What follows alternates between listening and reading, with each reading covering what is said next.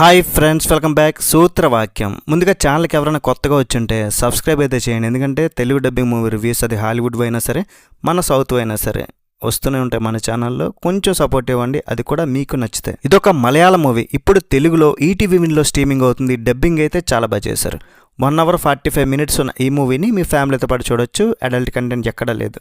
దసరా దేవర సినిమాలో villain roles చేసిన షాంటైన్ choco హీరోగా చేసిన క్రైమ్ థ్రిల్లర్ ఫిల్మ్ ఇది. మరి మూవీ చూశాక నా ఒపీనియన్ చెప్పాలంటే డీసెంట్ క్రైమ్ థ్రిల్లర్ భయ్య. నాకైతే పర్లేదు, ఓటీటీలో హ్యాపీగా చూడొచ్చు అనిపించింది. ఒకసారి సూపర్ ఎక్స్ట్రాడినరీ మూవీ అని కాదు, కానీ నేనైతే సాటిస్ఫైడ్.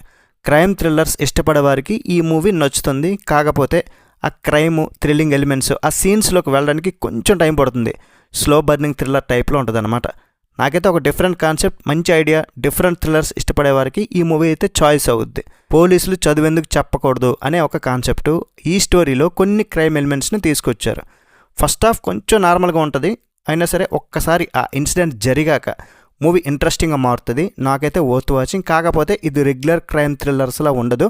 మూవీలో బ్యాక్గ్రౌండ్ స్కోర్ కూడా చాలా బాగా నచ్చింది. మూవీకి అయితే బాగా హెల్ప్ అయింది. కేరళలో ఒక పోలీస్ స్టేషన్, అందులో మన హీరో టామ్ చాకో సిఏ తను వర్క్ చేసుకుంటూ ఉంటాడు.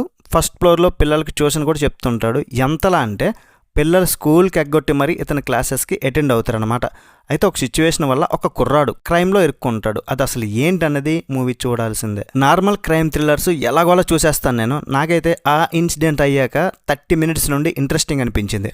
మధ్య మధ్యలో ఆ డ్రామా, సస్పెన్స్, ఆ కుర్రాడు ఎక్కడ దొరికిపోతాడు అనే ఒక సస్పెన్స్ క్రియేట్ చేస్తారు.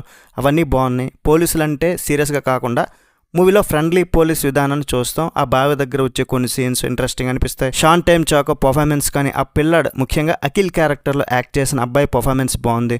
మిస్సింగ్ కేసు మర్డర్ కేసుగా మారడం ఇంట్రెస్టింగ్ అనిపించింది.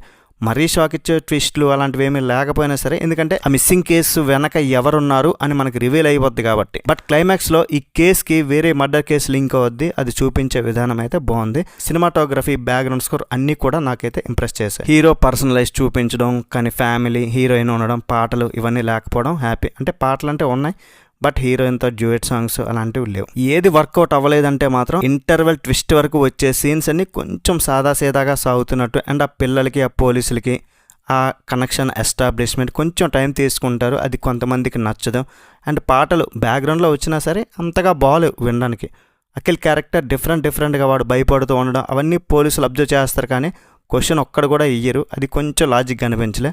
ఇక రెగ్యులర్ క్రైమ్ థ్రిల్లర్స్, ఒక సీరియల్ కిల్లర్ ఉంటాడు, వాడు లాస్ట్లో దొరకడం, ఆ ట్విస్ట్లు, ఇలాంటి ఫిల్మ్ కాదు. కాబట్టి ఎక్కువ ఎక్స్పెక్ట్ చేసే వారికి కొంత డిసప్పాయింట్ ఉంటుంది. ఫైనల్గా చెప్పాలంటే ఓటీటీలో నాకైతే చూడొచ్చు అనిపించింది భయ్య. మీరు చూసుంటే మీకు ఎలా అనిపించింది కామెంట్ చేయండి. రేటింగ్ ఎంత ఇస్తారంటే మూవీకి 3/5. That's it guys. రివ్యూ నచ్చితే ఒక లైక్ చేయండి. నెక్స్ట్ వీడియో మళ్ళీ కలుద్దాం. బై బాయ్ అండ్ జై హింద్.